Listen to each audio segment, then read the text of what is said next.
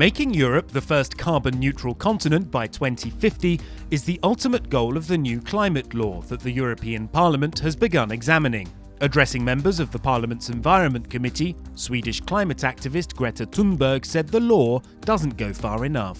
We don't just need goals for 2030 or 2050, we above all need them for 2020 and for every following year to come. You yourselves declared that we are in a climate and environment emergency.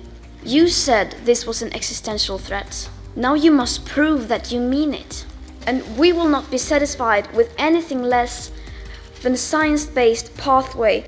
The climate law is a cornerstone of Europe's Green Deal to fight climate change.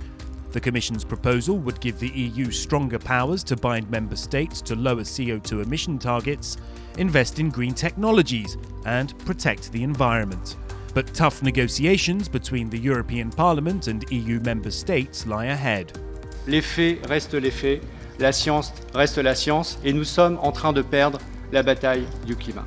Notre rôle, lorsque nous entendons l'alerte, c'est de trouver les solutions justes sur le plan social, sur le plan territorial et crédibles.